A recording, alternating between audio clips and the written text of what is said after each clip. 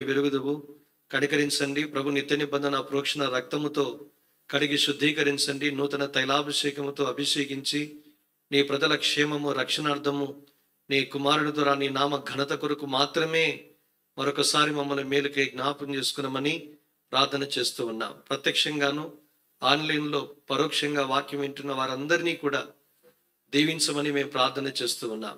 మరి విశేషంగా మైక్ సిస్టమ్ను మీ ఆధీనంలో వశములో ఉంచుకున్నాము. దేవా, మరి రావాల్సిన వారిని సకాలంలో ఈ స్థలానికి మీరే తోడుకుని రండి. మా నిమిత్తము భోజనశాలలో ప్రయాసపడుతున్న వారి హస్తాలు మీరు బలపరచండి.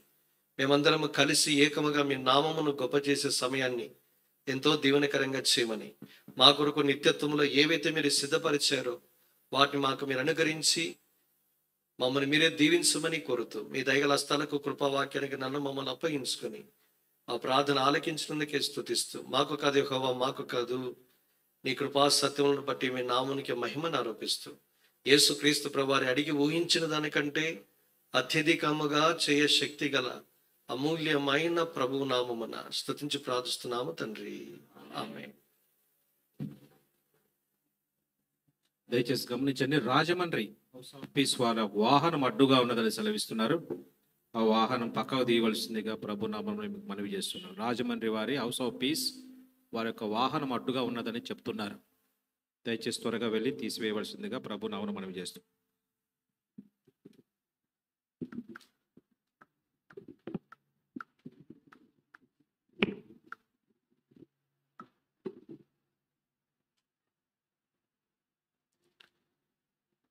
పరిశుద్ధ గ్రంథము బైబిల్లో మనకు 66 పుస్తకాలు కనిపిస్తాయి. లూకా సువార్తలో 27 పుస్తకాలు మనకు కనిపిస్తాయి. ఈ 27 పుస్తకాలలో ఒక యూదుయేతరుడు, యూదుడు కానివాడు 2 అద్భుతమైన పుస్తకాలు క్రైస్తవ ప్రపంచానికి అందించాడు. ఆయన పేరే లూకా అని చెప్పవచ్చు. ఈ లూకా ఒక గ్రీసు దేశస్థునిగా మనం చూస్తాం. కొలస్సీ పత్రిక 4వ అధ్యాయం 11 నుంచి 12 లేదా 14 వచనాలు మనకు ఆయన గురించిన నేపథ్యాన్ని మనకు జ్ఞాపకం చేస్తాయి. లూకా వృత్తిరీత్యా ఒక వైద్యుడు. ఇలాంటి వైద్యుడు 2 అద్భుతమైన పుస్తకాలను రాశాడు. మనకు తెలుసు, అపోస్తలుడైన పౌలు 14 పత్రికలు రాశాడు. లూకా సువార్త మరియు అపోస్తలుల కార్యంలో 2 కలగలిపితే అపోస్తలుడైన పౌలు రాసిన పత్రికల కంటే, అంటే అధ్యాయాల కంటే ఎక్కువగా లూకా భక్తుని యొక్క రచనల చేత కొత్త నిబంధన నింపబడ్డాన్ని మనం చూస్తాం. ఈయన 2 పుస్తకాలను కూడా ఒకరికి అడ్రస్ చేశాడు. ఆయన థియోఫిలా. ఇతను ఒక రోమియుడిగాను, ఒక విశ్వాసిగాను, ఒక అధికారిగాను ఉన్నట్లుగా చరిత్ర మనకు తెలియజేస్తుంది. థియోఫిలా అన్న మాటకు అర్థం ఏంటంటే లవర్ ఆఫ్ గాడ్, దైవ ప్రియం. తెలుగు తర్జుమా, అచ్చ తెలుగులో చెప్పాలంటే దైవ ప్రియం.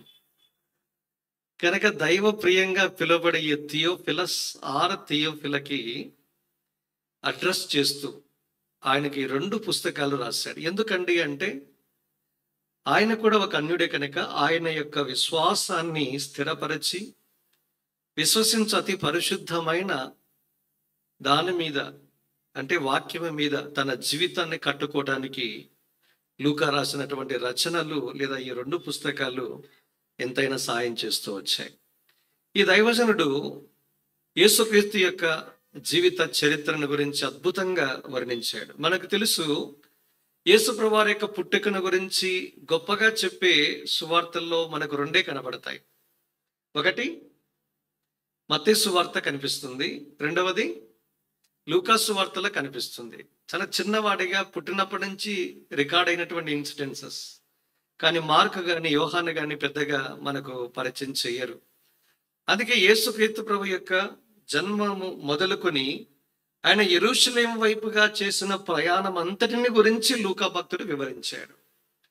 అపోస్తలుల కార్యములు కూడా దాదాపుగా 8 అధ్యాయాల అపోస్తలుల ద్వారా దేవుడు జరిగించిన గొప్ప కార్యాలు తదనంతరము 9వ అధ్యాయం మొదలుకొని చివరి వరకు అపోస్తలుడైన పౌలు చేసిన ప్రయాణాన్ని గురించి ఇదే లూకా భక్తుడు అపోస్తల కార్యాల్లో వివరించడం విశేషం. కనుక మెట్టుకు ఈ 2 పుస్తకాలు ఒక అద్భుతమైన ఒక అన్య కుటుంబం నుంచి రక్షించబడిన ఒక విశ్వాసి చేతిలో నుంచి జారువారిన గ్రంథాలుగా చెప్పుకోవడము ఎంతనా గొప్ప విషయం, అద్భుతం ఇది. కనుక ఈ దినాల్లో కూడా క్రైస్తవ కుటుంబాలకి వెనకటి నేపథ్యం నుంచి వచ్చిన వారిని కూడా దేవుడు అద్భుతంగా దీవిస్తాడని చెప్పడానికి లూకా ఒక నిలువెత్తు నిదర్శనము. కనుక దేవుడు పక్షపాతి కాడు. ప్రతి జనములోనూ ఆయనకు భయపడి నీతిగా నడుచుకున్న వారిని ప్రతి వాణిని అంగీకరిస్తాడు. కనుక దేవునికి పక్షపాతం లేదు. మనమే చాలా గొప్పలము. మనము దేవునికి పేర్లు పెడతాము, తర్వాత మా మతమే అంటాము, మా దేవునికి కులం పెడతాము, మతం పెడతాము, ప్రాంతాలు కూడా పెడతాము, ఇంకా భాషను కూడా ఆపాదిస్తాం. చాలా గొప్పలం మనము. కానీ దేవుడు అలాంటి వాడు కాడు. దేవుడు అంటే ఒక్కడే. అలాంటి ఈ దేవుడు మీరు చేసే తీర్మానాలు మీద దేవుడు మీ జీవితాలను కట్టాలని దీవించాలని కోరుచూ ఉన్నాడు. సువార్తలు మీరు బాగా గమనించాలి. 4 సువార్తలు 4 రకాల వ్యక్తులను ఉద్దేశించి లేదా నేపథ్యమును ఉద్దేశించి 4 వ్యక్తులు రాశారు. మత్తయి ఒక యూదుడు. ఆయన మత్తయికి మరో పేరు లేవిగా మనం చూస్తాం. ఆయన ఇన్కమ్ ట్యాక్స్ డిపార్ట్మెంట్లో పనిచేస్తున్నాడు. సుంకపు గుత్తదారుడు అంటే తెలుగు రాదు కదా మనకి, కాబట్టి ట్యాక్స్ డిపార్ట్మెంట్లో పనిచేస్తారు. GST, state GST, central GST అన్న ఈయన కిందకి వస్తాయి. ఈ దినాల్లో ఉంటే బాగా వాయించేవాడు. నిన్న కూడా మనం చూసాం కదా, సెంట్రల్ గవర్నమెంట్ దీనికి ప్రత్యేకంగా జిఎస్టీ పెరుగుదల తగ్గుదల గురించి న్యూస్ మనకి రాని వచ్చింది. కానీ ఇన్కమ్ ట్యాక్స్ డిపార్ట్మెంట్లో పనిచేసేవాడు నన్ను వెంబడించు అన్న వెంటనే ఉన్న పాటున సమస్తమును విడిచిపెట్టి వెంబడించాడు. ఇన్కమ్ ట్యాక్స్ డిపార్ట్మెంట్ అంటే సెంట్రల్ గవర్నమెంట్ ఎంప్లాయీ. నాకు తెలిసి ఇప్పట్లో 1.5-2 లక్షల శాలరీ ఉంటారు. వదిలేసి రావడం అంటే మామూలు విషయమా? కనుక అలాంటి భక్తుని జీవితాన్ని దీవించి ఆయన ద్వారా అద్భుతమైన సువార్తను రాయించాడు. అందుకే ఈ మత్తయి యూదుల కొరకు రాసినటువంటి సువార్త ఇది. కనుక ఎవరు రాశారు అంటే మత్తయి భక్తుడు. ఎవరి కొరకు రాశాడు అంటే యూదుల కొరకు. ఎందుకు అంటే యూదులు మెస్సియా కొరకు ఎదురు చూస్తూ ఉన్నారు. కనుక ఆ మెస్సియానే యేసుక్రీస్తు ప్రభువారు. అందుకే రాజు, రాజ్యము, పరలోక రాజ్యం మర్మాలు ఎక్కువగా మత్తయి సువార్తలోనే మనకు కనిపిస్తాయి. ఆయన పరిచయం చేయబడమే మనం చూస్తాం. జ్ఞానులు అన్నారు యెరూషలేమునికి వచ్చి రాజు దగ్గరికి వచ్చి, where is he that is born king of the Jews? We have seen his star in the east and we came to Jerusalem to worship him. యూదుల రాజుగా పుట్టిన వాడెక్కడ? మేము ఆయన నక్షత్రాన్ని చూచాం, ఆయనను పూజింపవచ్చితిమి. Classical statement. యేసుక్రీస్తు ప్రభువారు ఎవరయ్యా అంటే రాజు. ఆయన యూదుల రాజు. ఎందుకంటే వారు నిరీక్షిస్తూ ఉన్నారు. ఆ రాజును మత్తయి భక్తుడు పరిచయం చేశాడు. పాయింట్ నెంబర్ 2 పక్కనే ఉంటుంది ఆయన మార్కు. ఆ మార్కు ఒక అద్భుతమైన సువార్త రాశాడు. ఇది రోమీల కొరకు రాశాడు. ఈ రోమీలకు యేసుక్రీస్తు ప్రభువారిని సేవకునిగా పరిచయం చేశాడు. కనుక రోమీలు ఎక్కువగా పనిచేసే వాళ్ళంటే చాలా ఇష్టం. అందుకే యేసుక్రీస్తు ప్రభువారు ఎంత గొప్ప పని చేయగలడో అని అద్భుతమైన విషయాలు ఆయన రాయడం విశేషం. అందుకే మీరు మార్కు 16:20 కూడా చూడండి. ఎండింగ్లో వర్క్తో ఎండ్ అవుతుంది. The lord working with them and confirming the word by science and wonders అనే పదం చూస్తాం. ప్రభువు సహకారుడై ఉండి వెనువెంటా జరుగుచూ వచ్చిన సూచక్రియల చేతను, మహత్కార్యముల చేతను వాక్యమును స్థిరపరచుచుండెను అనే మాట చూస్తాం. తెలుగులో సహకారి, ఇంగ్లీష్లో వర్క్ విత్ దెమ్, పనిచేసేవాడు. కనుక దేవుడు సహాయకునిగా, పనిచేసే సేవకునిగా రోమీలకు ఈ జాన్ మార్క్ పరిచయం చేశాడు. అది 2వ సువార్త. పాయింట్ నెంబర్ 3 3వది లూకా సువార్త. దీని గురించి తర్వాత వస్తాను. 4వది యోహాను సువార్త. అపోస్తలులలో చిన్న పిన్న వయసు కూడా ఆయన. నాకు తెలిసి 30 ఏళ్ళు కూడా ఉండవు ఆయనకి. అలాంటి యవనస్తుని దేవుడు అద్భుతంగా వాడుకున్నాడు, రక్షించాడు. 5 పుస్తకాలు రాసే ఘనతను ఆయనకు అనుగ్రహించాడు. అందుకే అపోస్తలుడైన పౌలు తర్వాత కొత్త నిబంధనలో ఎవరి పేరు మీద ఎక్కువ పుస్తకాలు ఉన్నాయి అంటే ఎవరి పేరు మీద?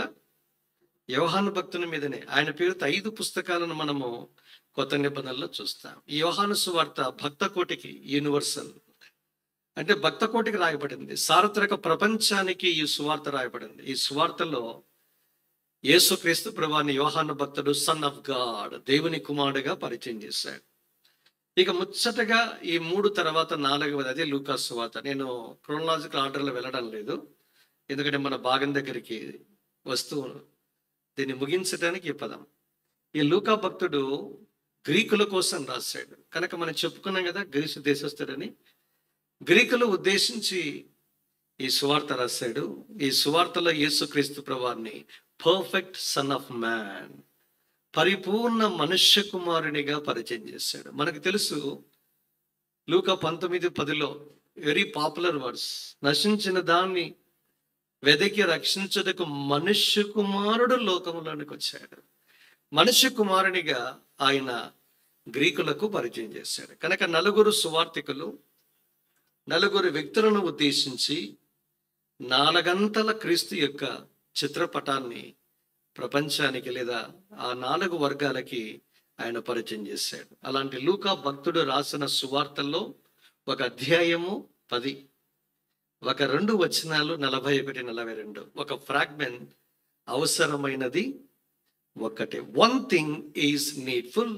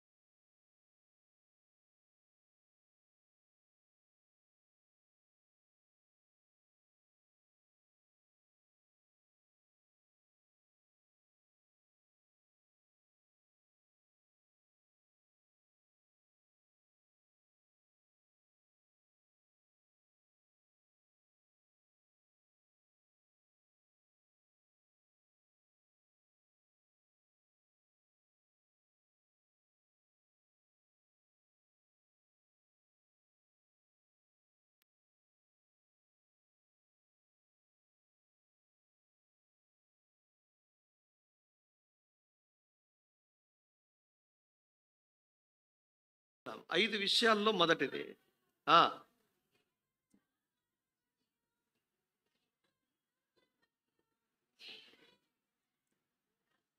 బాగా గమనించండి. ఇక్కడి నుంచి అందరం కలిసి చూద్దాం. రక్షణను కోరుకున్న వారికి నేను రక్షణ కలగజేస్తున్నాను అని యెహోవా సెలవిచ్చుచున్నాడు. ఏమన్నాడు?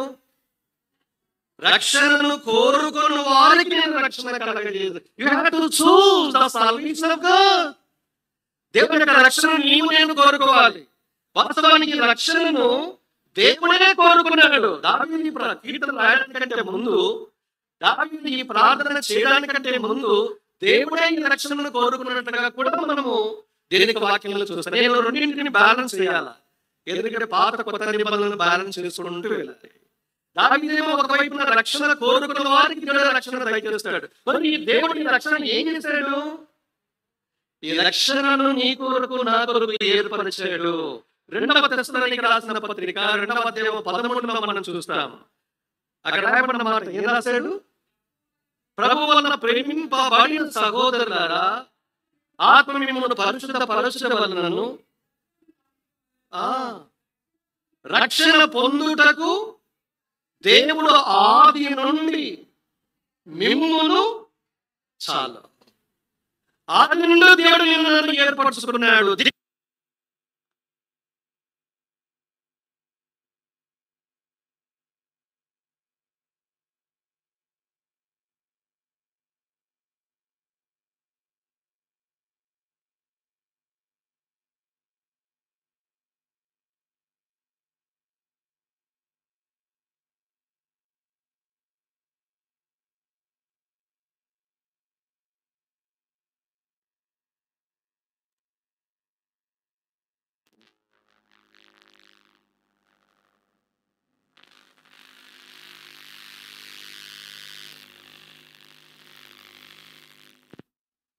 ఈ రక్షణ ఆదిలోనే సిద్ధపరచారని ఎక్కడ ఉంది వాక్యము?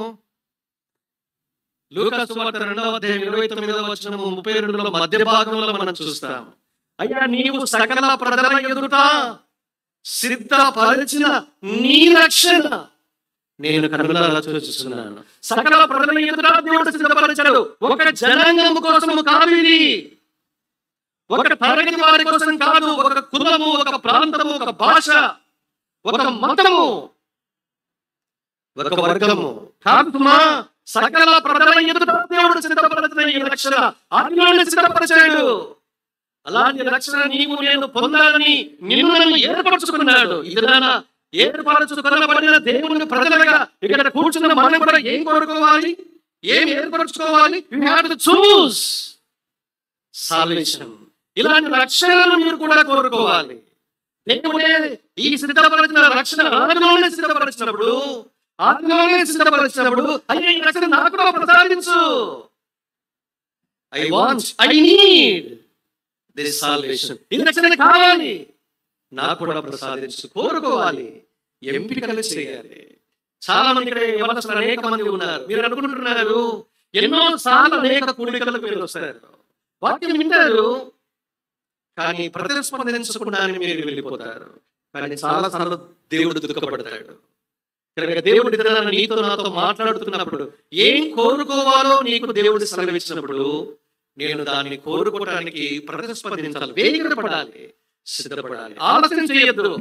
ఒక్క విషయం, దేని విషయాలైనా కూడా మనము వాయిదా వేయచ్చు. ప్రోకాస్టినేషన్ అంటారు దీన్ని. వాయిదా వేసే తత్వం చాలా మందికి ఉంటుంది. ఒక్కటి మాత్రం ఎప్పటికీ వాయిదా వేయదు. ఏంటది? రక్షణ. అందుకే అపోస్తలుడైన పౌలు తాను 2వ కొరింథీ పత్రిక 6వ అధ్యాయం 2లో మనం చూస్తాం. ఏమన్నాడు? ఇప్పుడే మిక్కిలి అనుకూలమైన సమయము, ఇదిగో ఇదే రక్షణ దినము. Today is the day of salvation. ఈ రోజే రక్షణ దినము. ఈ రోజు ఎప్పుడు? ఈ రోజు రక్షణ దినం 24 hours ఉన్నాయి కదా. 6 నుంచి మళ్ళీ ఉదయకాలం 6, లేదా అర్ధరాత్రి 12 నుంచి మళ్ళీ అర్ధరాత్రి 12 వరకు ఒక రోజు ఇది. సెప్టెంబర్ 5 midnight నుంచి midnight వరకు ఉంటుంది. ఈ రోజున ఎప్పుడైనా మీరు తీర్మానం చేయవచ్చు. కానీ నేను రక్షణ దినం అన్నప్పుడు ఇంకా టైం ఇంకా దగ్గరికి రాగలిగితే ఇప్పుడే మిక్కిలి అనుకూలమైన సమయము, యాక్సెప్టబుల్ టైం.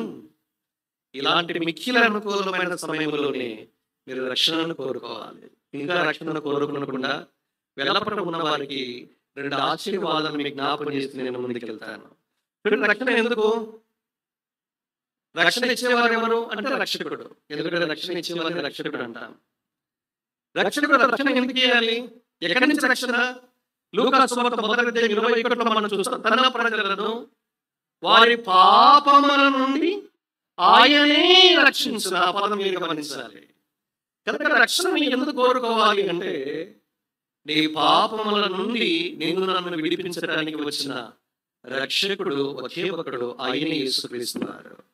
మన పాపం నిమిత్తమై ఎవరు నీ కోసం నా కోసం ఈ లోకానికి వచ్చి మన పాప ప్రాయశ్చిత్తార్థము శిలువ మీదకి వెళ్ళి తన అమూల్యమైన రక్తాన్ని దారపోసిన వాళ్ళు యేసు తప్ప లోకంలో ఎవరు కనిపించారు. ఉదయకాలం ఆరాధనలో ఒక తలంపు జ్ఞాపకం చేశాను, ఎందుకంటే సుదీర్ఘంగా అవుతుంది కనుక నేను అక్కడే చెప్పిడాల్సింది. 25వ కీర్తన 7లో ఏమన్నాడు? అయ్యా, నా బాల్య కాల అతిక్రమములను దయచేసి జ్ఞాపకం చేసుకోవద్దు అన్నాడు. తర్వాత 25:11 నా ఘోరమైన పాపాలను నీ నామమును బట్టి క్షమించు అన్నాడు. పాపాలు క్షమించబడాలి. ఎలా క్షమించబడతాయి? ఆయన నామము ద్వారా క్షమించబడతాయి. ఇంకా కిందికి వస్తే ఆయన రక్తము ద్వారా మాత్రమే మన పాపాలు క్షమించబడతాయి. ఆయన నామము అత్యున్నతమైన నామము, అన్ని నామాల కంటే ఉన్నతమైన నామము, ఉత్తమమైన నామము. ఆయన నామము శరీరధారి అయి భూమి మీదకి వచ్చాడు. ఆయన మన కోసం ఏం చేశాడు? మన వల్లనే రక్తమాంసాలు ధరించుకున్నాడు. మన పాపములు అన్నింటినీ కూడా, బాల్యకాల పాపాలు, యవ్వనకాల పాపాలు, అతిక్రమాలు, దోషములు అన్నింటినీ కూడా తన దేహమందు శిలవ మ్రాను మీద మోసుకుని వెళ్ళాడు. 1 పేతురు పత్రిక 2వ అధ్యాయం 24లో ఈ మాట మనం చూస్తాము. శిలవ మ్రానుగా మోసుకుని వెళ్ళి ఏం చేశాడు? మన పాప ప్రాయశ్చిత్తార్థము అమూల్యమైన రక్తాన్ని నీ కోసం నా కోసం ధారపోసాడు. హెబ్రీ 9:22 ప్రకారం రక్తము చిందించబడకుండా పాప క్షమాపణ కలగదు. నీ నా పాపాలు క్షమించబడాలి అంటే రక్తము చిందించబడాలి. ఆ రక్తము సాక్షాత్తు యేసుక్రీస్తు ప్రభువారు అంటే పరిశుద్ధుడై ఉండాలి. అలాంటి యేసుక్రీస్తు ప్రభువారి యొక్క రక్తం అందుబాటులో ఉంది. ఆ రక్తము ద్వారా మాత్రమే మన పాపముల నుంచి మనము విడిపించబడగలము. అందుకు నీకు నాకు రక్షణ. మన పాపం నుంచి విమోచించడానికి, విడిపించడానికి ఏ వ్యక్తి కూడా భూ ప్రపంచంలో రక్తం కాచలేదు. మనకు తెలుసు, పాపాలు పోగొట్టుకోవడానికి ఒక 40-50 ఏళ్ళు, అంతెందుకు 30-40 ఏళ్ళ ముందుకు వెళితేనే మనము స్పెషల్ డేస్ అంతా మనము కోళ్ళను, గొర్రెలను, మేకలను, ఇంకా గోవులని మనం వధించేవాళ్ళం. ఎందుకు? వధించబడేటప్పుడు రక్తము చిందించబడతాయి. ఆ రక్తము ద్వారా మన పాపాలు పరిహరించుకోవాలని మనం ప్రయత్నం చేశాం. చివరికి మన పాపాలకి ప్రాయశ్చిత్తం కానీ పరిహారం కానీ జరగల. కనుక సుదీర్ఘకాలం దేవుని కొరకు వేచి ఉన్నారు. ఇప్పుడు కాన్సెప్ట్ మారిపోయింది. ఎవరైనా అర్పిస్తున్నారా? పురాణ ఓల్డ్ కాన్సెప్ట్ ఇది. కానీ అందులోనే ఒక అర్థం ఉంది. కానీ జంతువుల యొక్కయు, పశువుల యొక్కయు, కోడిల యొక్కయు, గొర్రెల యొక్క రక్తము మానవుని యొక్క పాపాలు తీసివేయజాలవు. అయితే ప్రభు స్తోత్రము. ఒక యేసుక్రీస్తు ప్రభువారు మాత్రమే, ఆయన నిర్దోషమైన రక్తము, నిష్కలంకమైన రక్తము, పాపుల చేరక ప్రత్యేకముగా ఉన్నవాని రక్తము. అలాంటి పుణ్య దాన బలియానంగా చేయబడిన రక్తము ద్వారానే మన పాపాలు పరిహరించబడతాయి. అప్పుడు మాత్రమే మనకు రక్షణ. ఇక్కడ కూర్చున్న వారిలో ఇంకా ఇలాంటి అనుభవం మీకు లేకపోతే, ఈ రక్షణ మీరు కోరుకున్నప్పుడు మీ పాపం నుంచి మీరు విడిపించబడతారు. ఏమీ చెల్లించనక్కర్లా. దేవుని దగ్గరికి వెళితే కనీసం ఒక పండు, ఎంత హీనం అంటే కనీసం తమలపాకు, అది కూడా లేదన్నా, అయినా పర్వాలేదన్నా. మీ దగ్గర నుంచి ఏది ఆశించకుండానే మీ పాపాలు పరిహరించే దేవుడు ఒకడు ఉన్నాడు. ఆయనే మీ పాప పరిహారం. మన పాప పరిహారం నిమిత్తము 2025 సంవత్సరాల క్రితము ప్రపంచానికి మధ్య స్థలములో ఆయన పుట్టాడు, శిలవ మీదకి వెళ్ళాడు, చనిపోయాడు, రక్తం కాచాడు, సమాధికి వెళ్ళి తిరిగి లేచాడు. ఆయన నేటికి సజీవుడు. నేను ఆ పాపాలను క్షమించడానికి సిద్ధ మనసు కలిగిన వాడు. అలాంటి ప్రభువు ఈ మధ్యాహ్నం, ఈ ఉదయకాలం కావచ్చు, మన మధ్య సంచరిస్తూ ఉన్నప్పుడు రక్షణ కోరుకోవడానికి కేక వేయి. ఈ పాప నుంచి నేను విడిపించి రక్షణ నీకు ప్రసాదిస్తాడు. Point number 1. పాయింట్ నెంబర్ 2, ఎందుకు రక్షణ? రోమపత్రిక 5వ అధ్యాయం 9లో ఒక అద్భుతమైన మాట ఉపయోగించబడింది. చూడండి ఆ మాట. Very good. మరింత నిశ్చయముగా ఆయన ఉగ్రత నుంచి రక్షించబడతాము. మొదటి తెస్సలోనిక 5వ అధ్యాయం 7లో కూడా ఈ మాట మనం చూస్తాం. రక్షణ పొందుటకే కానీ ఉగ్రతాపాలకుడకు దేవుడు ఆయన నియమించలేదు. ఎందుకయ్యా? యేసుక్రీస్తు ప్రభువారు దేవుడు నియమించాడు, ఏర్పరిచాడు, ఈ లోకానికి పంపించాడంటే ఉగ్రత కొరకు కాదు. కానీ ఉగ్రత కింద ఉన్నాం.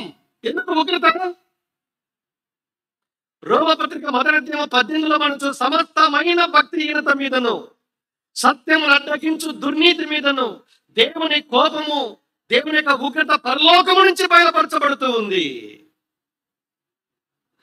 ఇంకా కొంచెం ముందుకెళ్తే ఎఫెసీ గ్రంథకర్త 2వ అధ్యాయం 2-3 వచనాల్లో మనం చూస్తాము. మనసు యొక్కయు శరీరం యొక్కయు కోరికలు నెరవేర్చుకొనొచ్చు స్వభావ శుద్ధముగా దైవోగ్రతకు పాత్రలం అండర్ రాత్ ఆఫ్ గాడ్.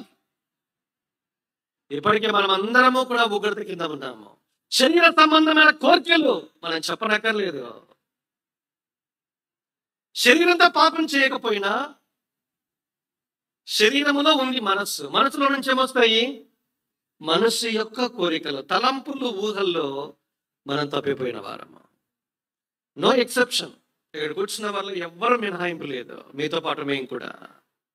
అయితే మన దీన స్థితి అంటే మనము దైవ ఉగ్రత కిందనే నలిగిపోతున్నప్పుడు, దేవుని కోపానికి మనం పాత్రలుగా ఉన్నప్పుడు, దేవుడు కరుణా సంపన్నుడై ఉండి, కింద వచనంలో ఆ మాట చూస్తాం. 4-5 వచనాల్లో చూస్తే దేవుడు కరుణా సంపన్నుడై ఉండి మన ఎడల చూపిన తన మహాప్రేమ చేత క్రీస్తు నందు మనలను ఆయన బ్రతికించాడు. ఏం క్లాసికల్ ఎక్స్ప్రెషన్!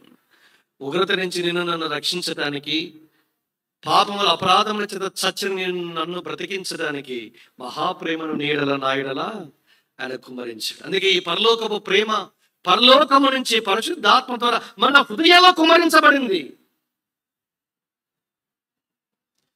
ఆ ప్రేమకున్న గొప్పతనం. ఇంకనూ బలహీనులై ఉండగా క్రీస్తు యుక్త కాలంలో భక్తిహీనుల కొరకు చనిపోయాడు. ఇంకనూ పాపులమై ఉండగా, ఇంకనూ శత్రువులు, ఇవన్నీ చెప్పుకుంటా వెళ్ళి అయ్యా మరింత నిశ్చయముగా దైవోగ్రత నుంచి రక్షించబడదాం. దేవుని రక్షణ కోరుకున్న వారు ఈ ఉగ్రత నుంచి తప్పించుకుంటారు. ఎంతకాలం ఇంకా ఉగ్రత కిందనే ఉంటూ జీవితాన్ని అలాగే నెట్టుకొని వస్తూ ఉంటాం. మన తలంపులు మన మీద నిరారోపణ చేస్తూ ఉంటాయి. నువ్వేమనుకుంటావు? బయట బానా భలే మంచిని వన్నా అని నేను ఎవరైనా పొగిడినప్పుడు నా తలంపులను ఏం చేస్తే, అరే బాబు నువ్వు బయట వింటున్నావు, నేను లోపల నీ గురించి సాక్ష్యం చెప్తున్నా. ఏం సాక్ష్యం చెప్తున్నా? రోమా 2:14 ఉంటుంది, వారి తలంపుల కూడా వారి మీద నిరారోపణ మోపుచుండగా. తలంపుల మన మీద నువ్వు అనుకున్నట్టుగా ఏ మంచోడు కాదురా, నువ్వు ఏం చేస్తావు? అక్కడ డబ్బులు దొంగిలించావు, నువ్వు ఫలానా అబద్ధం చెప్పావు, ఫలానా మోసం చేసావు, తర్వాత మాల్ ప్రాక్టీస్ చేసావు, ఎగ్జామినేషన్లో కాపీ కొట్టావు, నీ గురించి నాకు తెలియదా? ఓ గొప్పగా నీ గురించి నేను గొప్పగా చెప్పుకుంటున్నావని మన మనస్సాక్షి మనలను గద్దిస్తారు. ఇలాంటి నిరారోపణ చేసే మనస్సాక్షి మన మీద సాక్ష్యం చెబితే దేవుని నిలబడినప్పుడు నీ గురించి నువ్వు ఏం సాక్ష్యం చెప్పగలవు? అయితే దైవ ఉగ్రత కింద మానవునికి రక్షణ కావాలి. అలాంటి రక్షణ ఒక యేసుక్రీస్తు ద్వారానే కలుగుతుంది. అందుకే మరింత నిశ్చయముగా ఉగ్రత నుంచి నన్ను రక్షించడానికి ఆయన చనిపోయాడు, ఆయన రక్తాన్ని కాల్చాడు, ఉచితముగా నీతిమంతులుగా తీర్చి ఉగ్రత నుంచి రక్షిస్తూ ఉన్నాడు. ఇలాంటి రక్షణ మీరు కోరుకుంటారా వద్దా? కోరుకునే వారి ధనిలో అలాంటి వారి ఈ గొప్ప ఉత్తమమైన దాన్ని ఏర్పరచుకున్న వారి యొక్క జాబితాలోనికి వస్తారు. కనుక దేవుని యొక్క దృష్టిలో ఉత్తమమైనది ఒకటి ఏంటి? ఏర్పరచుకోవలసిన ఎంపిక సాల్వేషన్. పాయింట్ నెంబర్ 2, దానియేలు గ్రంథం 1వ అధ్యాయం 18వ వచనం, క్షమించాలి 8వ వచనం. Book of Daniel chapter 1 and verse 8 please.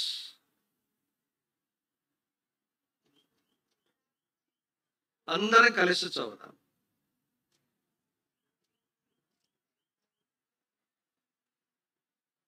రాజు భుజించు భోజనమును పానము చేయు ద్రాక్షారసమును పుచ్చుకొని తన్ను అపవిత్ర పరచుకొనకూడదని దానియేలు ఉద్దేశించి, Daniel purpose in his heart that he would not defile himself by taking the portion of the king's meal or drink.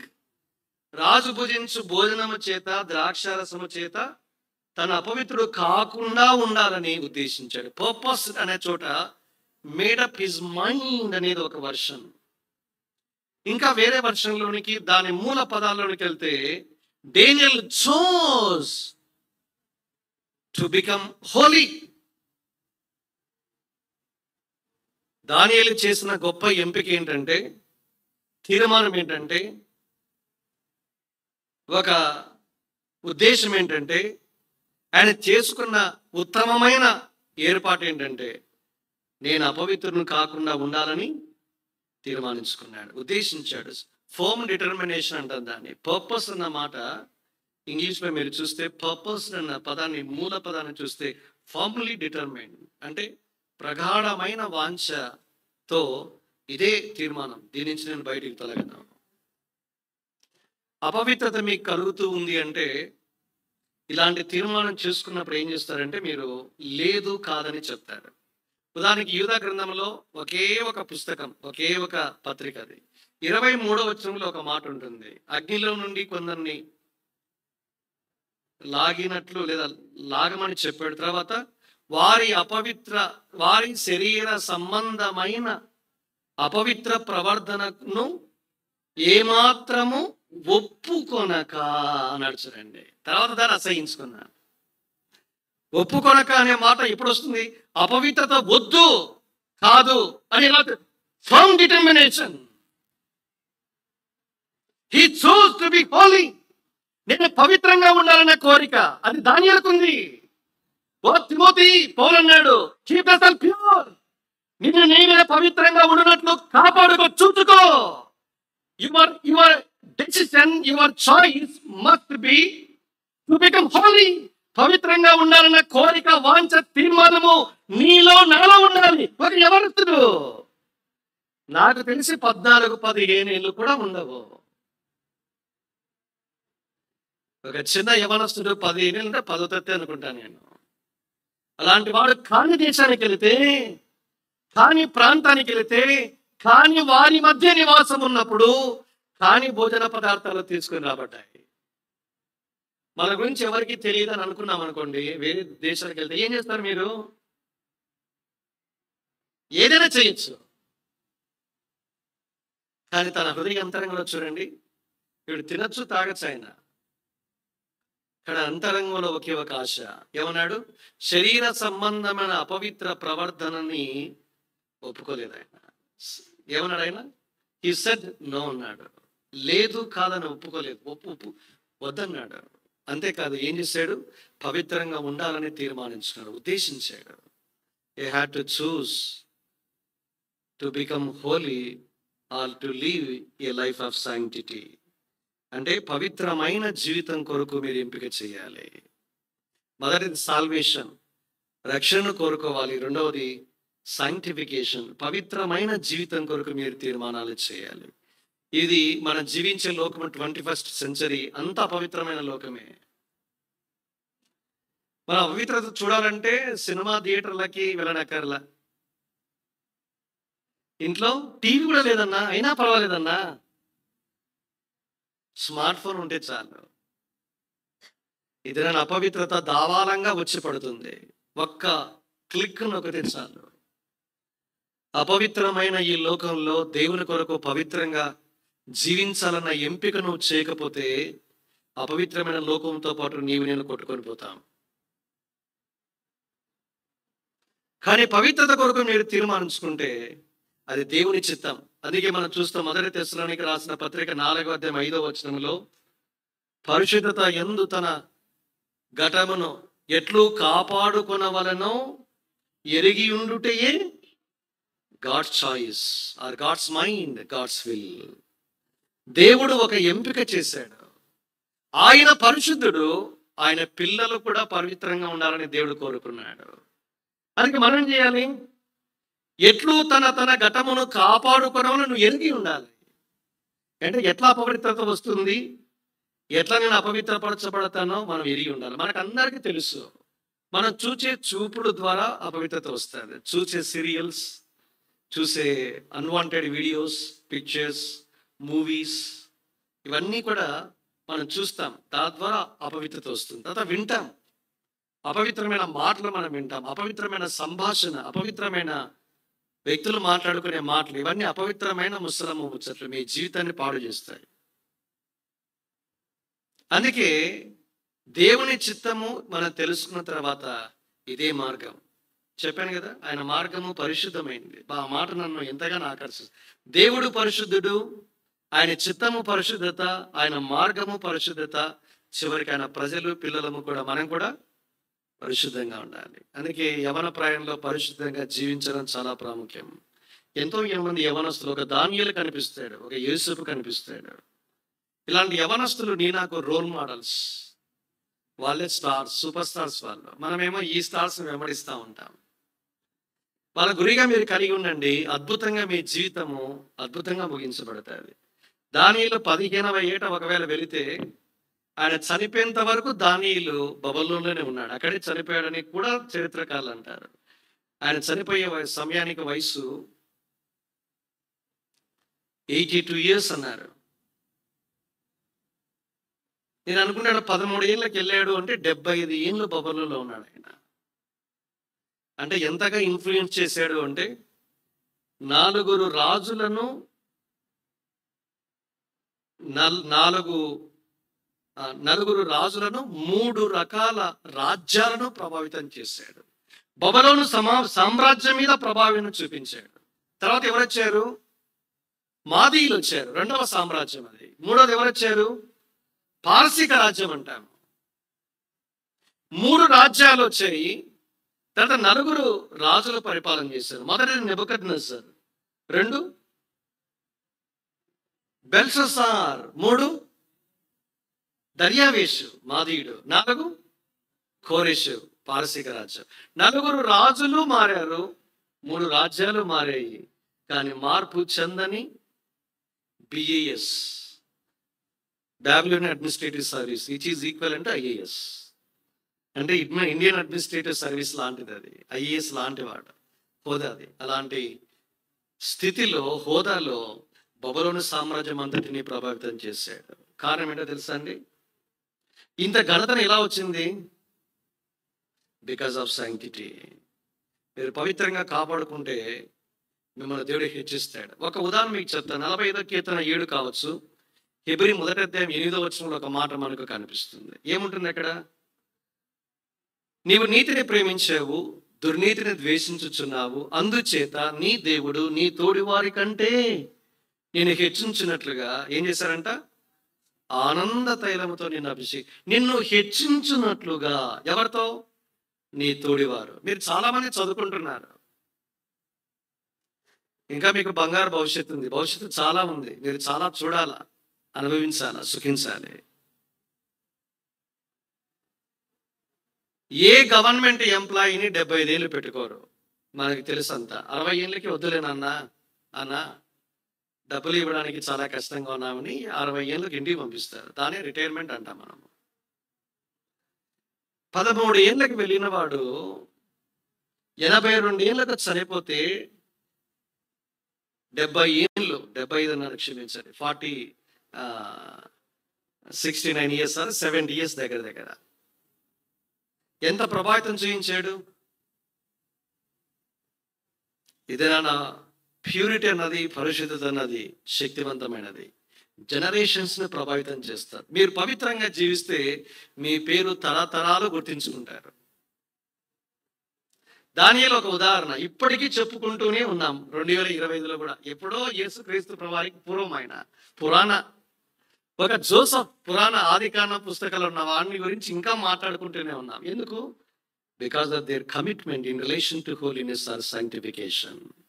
పరిశుద్ధమైన జీవితం విషయమై వారికి ఉన్న పట్టుదల చూడండి. వమ్ముకాని తీర్మానం, ఎంపికలు జీవితకాలం మాట్లాడుతూనే ఉన్నాయి. చచ్చిపోయిన తర్వాత కూడా మాట్లాడుతూనే ఉంటారు. అది మీ వశం కావాలి అంటే make sure you must choose to leave a life of sanctity. పవిత్రంగా జీవించాలన్న ఎంపికను మీరు చేయండి. మీరు దీవించబడతారు. మీ లోకంలో ఉన్నంత వరకు ప్రభావితమైన రీతిలో మీ చుట్టూ ఉన్నవారి మీద ఎవరైనా కావచ్చు ప్రభావం చూపుతూనే వెళ్తారు. ఇలాంటి అనుభవంలోనికి వాళ్ళందరినీ దేవుడు తీసుకురావను కాక. పాయింట్ నెంబర్ 3, 3వది హెబ్రీ పత్రిక 11వ అధ్యాయం. నేను కొంచెం వేగంగా వెళ్తాను. హెబ్రీ 24, క్షమించండి 11:24.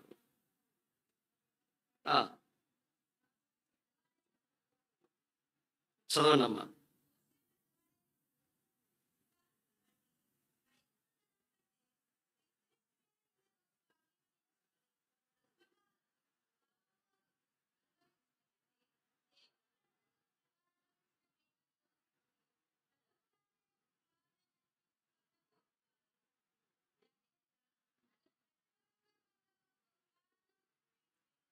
మీరు చూడండి, దేవుని ప్రజలతో శ్రమ అనుభవించుట మేలని తెలుగు తర్జుమా యోచించి, ఇంగ్లీష్లో He chose rather to suffer affliction with the people of God than to enjoy the pleasures of sin for a season.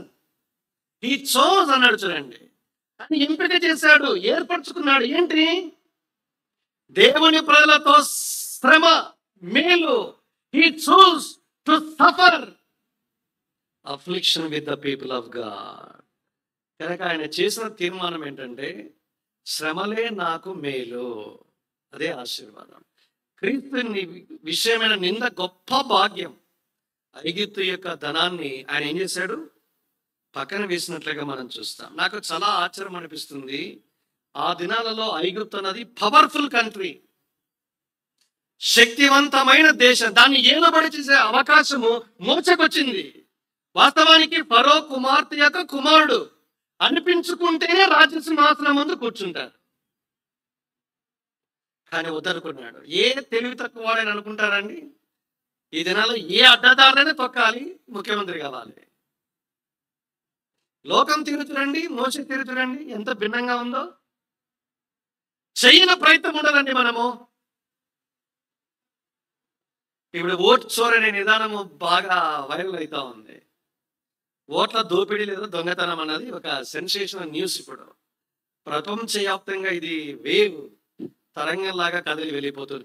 ఏ విధము చేతనైనా రూలింగ్ లో ఉండాలి, ఏ విధము చేతనైనా రాజు కావాలి. దేన్నైనా మనం తొక్కి పైకి వస్తాం.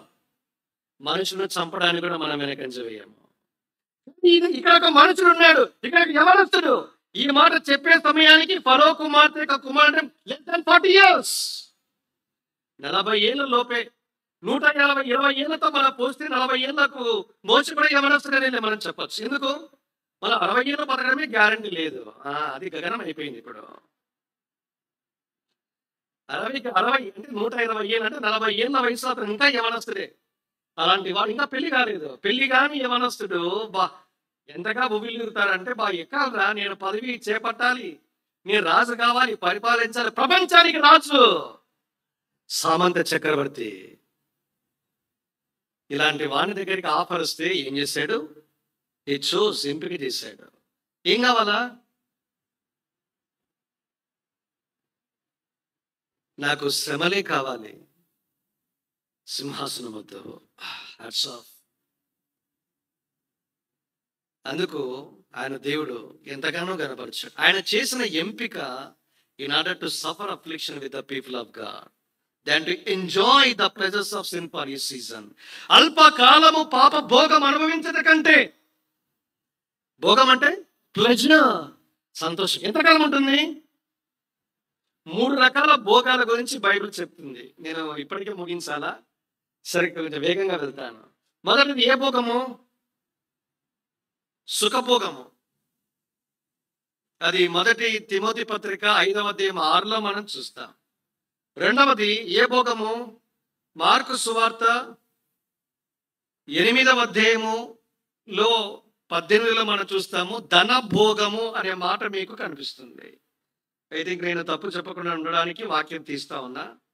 చూడండి, మార్కు సువార్త 4వ అధ్యాయం. తప్పు చెప్పకూడదు మనము.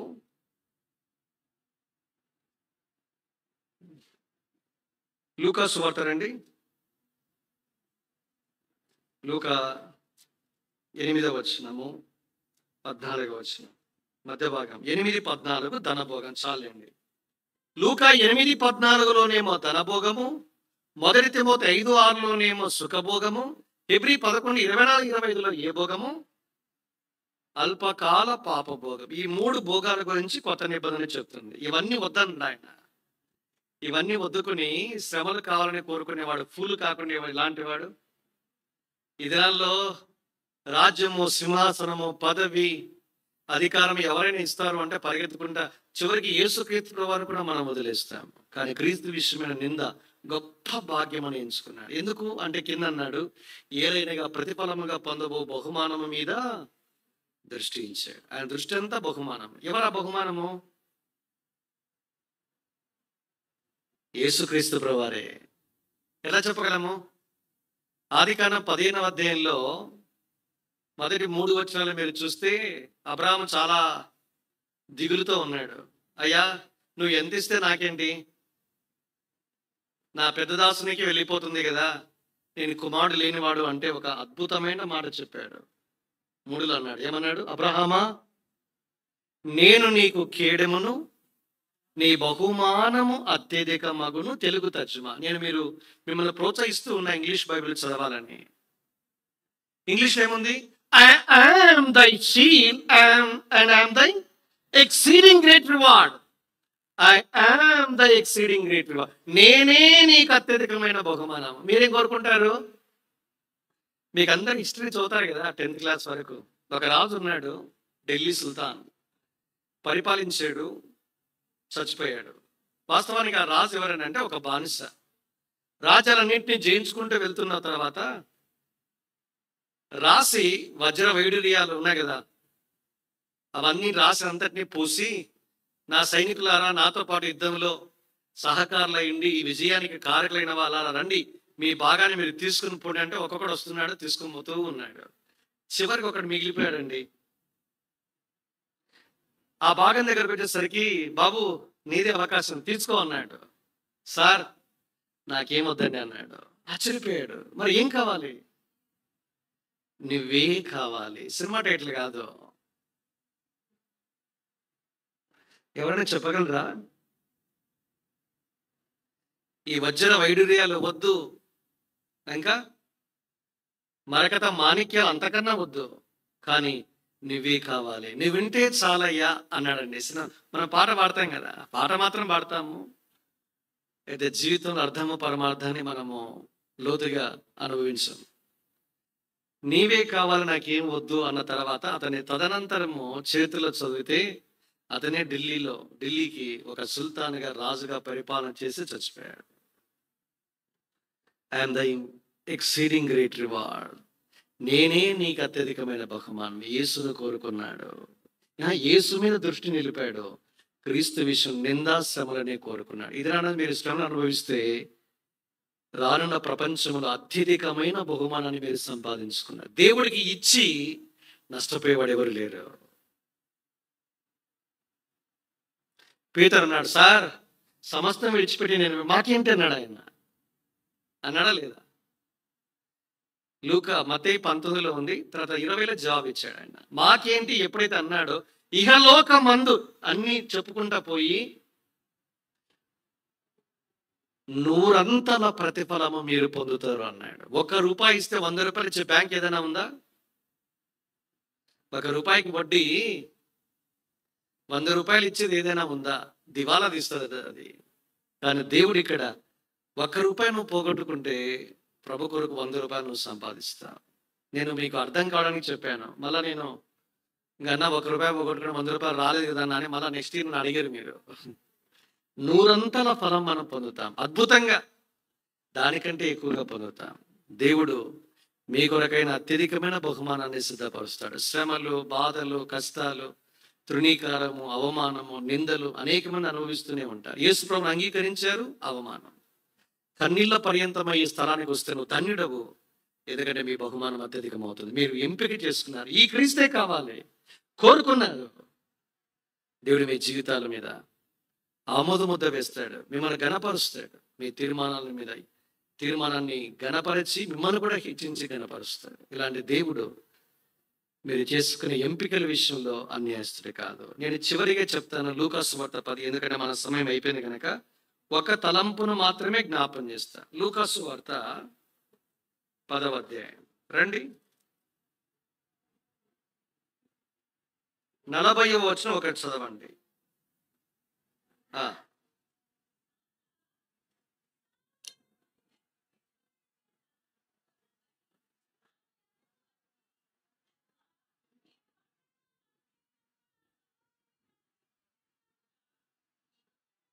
41 చెప్పండి.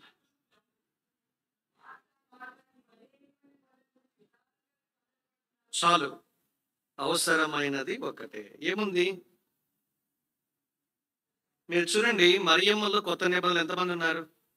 వదిలేండి, ఇప్పటికే టైం అయిపోయింది. అన్న అడుగుతాడు మధ్యాహ్న కాలము, అది మీరు ఎక్కడ సెర్చ్ చేసి కనిపెడతారో చూద్దాం. ఈ మరియమ్మ ఒక ఉత్తమమైనది ఏర్పరచుకునేది, దాని విషయంలో దేవుడు అవసరమైనది ఒకటే. మీరు మరియమ్మ అంటే లాజరు, మార్తమ్మ సహోదరి ముచ్చటగా 3 చోట్ల మాత్రమే కనబడుతుంది. ఈవిడ 3 అధ్యాయంలో మాత్రమే కనిపిస్తుంది. లూకా 10లో కనబడుతుంది, మళ్ళా లూకాలో ఎక్కడా కనబడదు ఆవిడ. యోహాను సువార్త 11వ అధ్యాయంలో కనిపిస్తుంది. రండి, ఆ సందర్భాన్ని మీకు జ్ఞాపకం చేస్తాను. తర్వాత చివరిగా యోహాను 12వ అధ్యాయంలో కనిపిస్తుంది. ఆమె ఉన్న స్థలాన్ని మీరు గమనించాలి. నేను ఒకసారి చెప్పాను అనుకుంటా, బహుశా మరి కొత్త తరం వచ్చింది కదా. రండి, యోహాను 11 32వ వచనం.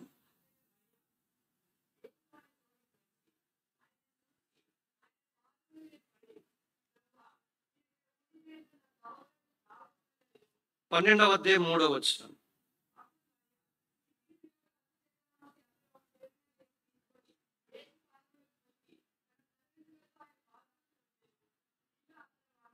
చాలు, 3 సందర్భాల్లో మరియమ్మ, 3 చోట్ల ఒకటి కామన్ ఫ్యాక్టర్. మ్యాథమెటిక్స్, మ్యాథ్స్ తో చెప్పాలి, ముగించాలి. ఏంటమ్మా కామన్ ఫ్యాక్టర్? 3 వచనాలు పెడితే కామన్ ఫ్యాక్టర్స్ ఏంటి? Feet of lord Jesus Christ. 3 చోట్ల పాదాలే కనబడతాయి.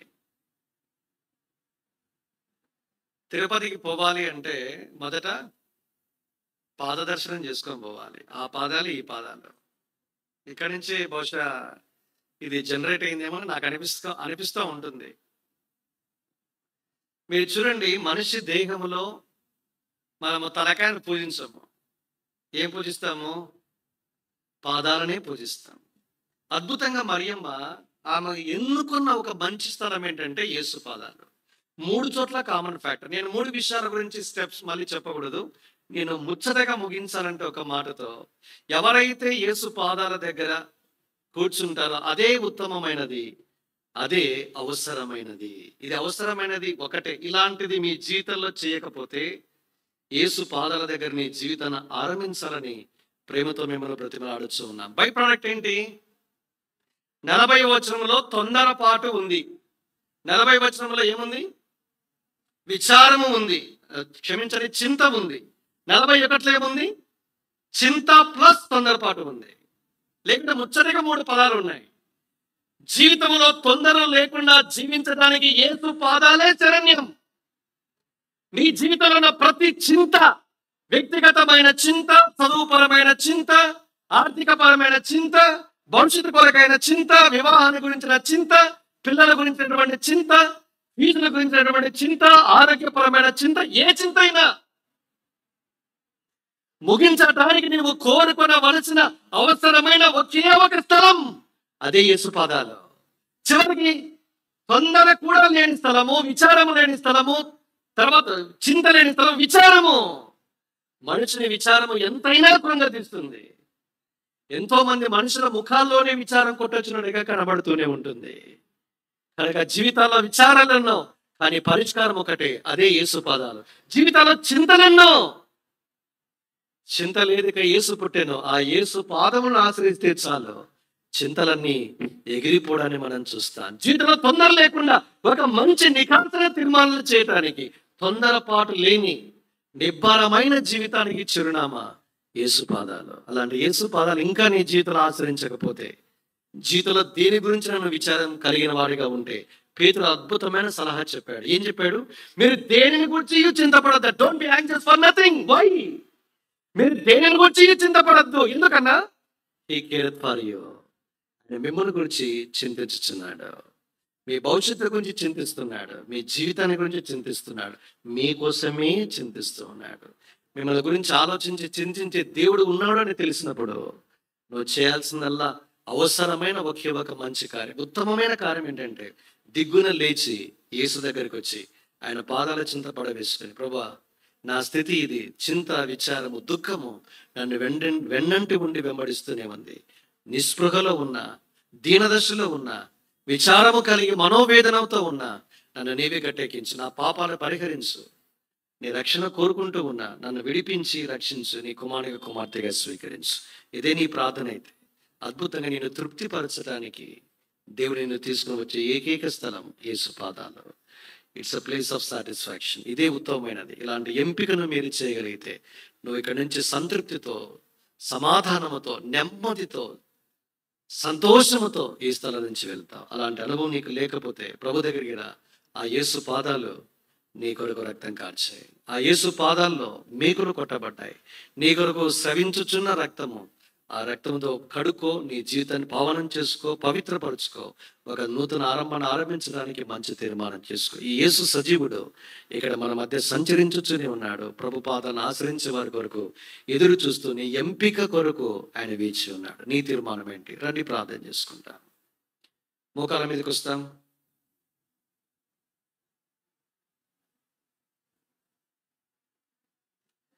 వాక్య వెలుగులో నీ జీవితాన్ని సరి చేసుకో, పరీక్షించుకో. ఒక మంచి తరుణాన్ని దేవుడు నీకు ప్రసాదిస్తూ ఉన్నాడు. ఉత్తమమైనది యేసు పాదాలు. ఇంతవరకు ఈ స్థలానికి రాకపోతే, నువ్వు కోరుకోవలసిన రక్షణ నీకు అందుబాటులో ఉంది. ఆ రక్షకుని పాదాలు ఆశ్రయిస్తే నువ్వు ధన్యుడవు. పరిశుద్ధమైన జీవితం జీవించడానికి, ఆ పరిశుద్ధతను కలిగించే ప్రభు పాదాలు ఆశ్రయించుని ధన్యుడవు. ప్రభు నామం నిమిత్తము శ్రమలను అనుభవించడానికి నువ్వు కోరుకుంటే నీవు ధన్యుడవు. ఆయన నీకు అత్యధికమైన బహుమానం. అందుకు మించి సంతృప్తితో కూడిన జీవితం, చింతలు లేని జీవితం, చీకు లేని జీవితం, విచారాలు లేని జీవితం, తొందరపాటు లేని జీవితం, భయము లేని జీవితం, నిస్పృహ లేని జీవితం, నిరీక్షణ కలిగిన జీవితం యేసు ప్రభువారు నీకు ఇవ్వాలని కోరుచూ ఉన్నాడు. యేసు పాదాల చింత నీ జీవితాన్ని అర్పించుకోవడానికి సిద్ధపడితే, నీ హృదయము నీ మీద దోషారోపణ చేస్తూ నీ బాల్య పాపాలు, నీ యవనకాల పాపాలను జ్ఞాపకం చేస్తూ ఉంటే, నీ పాప పరిహార నిమిత్తము కలువరి శిలువలో యేసు చనిపోయాడు. చేతుల్లో మేకులు, కాళ్ళలో మేకులు, తలపై ముళ్ళ కిరీటం. అటు పాదాలు ఆశ్రయించు, నిన్ను కడిగి శుద్ధీకరించే రక్తం అందుబాటులో ఉంది. నీ పాపాలని పరిహరించి నువ్వు కోరుకునే రక్షణ ప్రసాదిస్తాడు. నీ హృదయానికి సంతృప్తి, నెమ్మది, విశ్రాంతి, సమాధానం కలిగించడానికి ప్రభు సిద్ధంగా ఉన్నాడు. ఈ ప్రార్థన నువ్వు చేసుకుంటే నా గురించి కూడా ప్రార్థించండి. యేసు ప్రభువారికి నా జీవితంలోనికి ఆహ్వానిస్తూ ఉన్నా. చింత వద్దు, విచారం వద్దు, దిగులు వద్దు, తొందర వద్దు, ఏ దుఃఖమైన స్థితి కూడా నాకు వద్దు. యేసు చాలు, యేసు పాదాలే చాలు. కోరుకుంటున్నా, నా గురించి కూడా ప్రార్థించండి. ఎవరైనా హృదయపూర్వకంగా మీ హృదయంలో ప్రార్థన చేసుకుని మా కొరకు కూడా ప్రార్థించనని చెప్పగలిగితే మేము కూడా మీకోసం ప్రార్థన చేస్తాం. మీ సిద్ధపాటు తెలియపరచున్నట్లుగా దయచేసి మీ తలకు పైగా మీ కుడి చేతిని పైకెత్తి చూపించండి. మేము మీకోసం ప్రార్థన చేస్తాం. అందరూ కళ్ళు మూసుకోనండి, మా వైపు చూడొద్దండి. సహోదరుడిని మీ తీర్మానం కనపరిచి దీవించిన గాక. God bless you sister, God bless you sister, God bless you brother. చేతులు అలాగే పైకెత్తి చూపించనమ్మా. మీకు ఒక కార్డు తీసుకుని వచ్చేంత వరకు మీ చేతుల పైకెత్తి చూపించండి. కళ్ళు మూసుకోనండి, మా వైపు చూడొద్దండి. బ్రదర్స్, తలకు పైగా మీ కుడి చేతుల పైకెత్తి చూపించండి. God bless you sister. దేవుడు మీ తీర్మానాన్ని కనపరచునుగాక, మీ జీవితాన్ని మార్చునుగాక, ఒక క్రొత్త జీవితాన్ని ప్రసాదించునుగాక, పాప క్షమాపణ మీకు దయచునుగాక.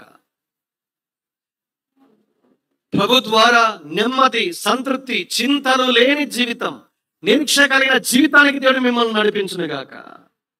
సర్వ సమృద్ధితో మీరు హృదయాలను నింపునుగాక. పరలోక రాజ్యానికి వారసులుగా మిమ్మల్ని వచ్చేనుగా. God bless you sister.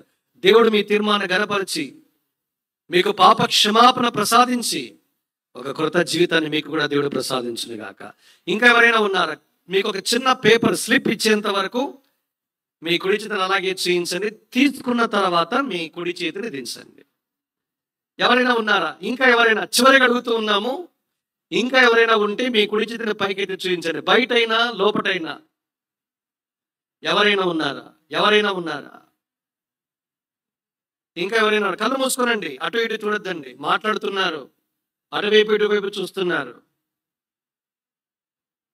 ఇంకా ఎవరైనా ఉన్నారా? దేవుడిని అనుగ్రహించే రక్షణ కోరుకో. చీకులు చింతలేని జీవితాన్ని యేసు ప్రభు దగ్గర కోరుకో. మీ చేతిని పట్టుకుని జీవితకాలం అంతయు మరణం వరకు మిమ్మల్ని నడిపించే దేవుడు సదాకాలమునకు తోడై ఉండాలని కోరుచూ ఉన్నాడు. ఈ దేవుని మీ హృదయంలోనికి ఆహ్వానిస్తే మీ కుడి చేతిని పైకైతే చూయించని మీకోసం ప్రార్థన చేస్తాను. చివరిగా ఎవరైనా ఉంటే గాడ్ బ్లెస్ యు సిస్టర్. బయట చేల దగ్గర ఉన్న రవి బ్రదర్,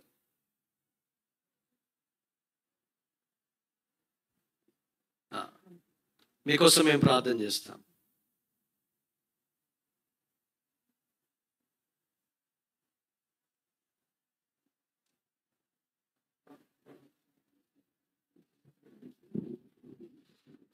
దయచేసి ప్రార్థన చేయటకు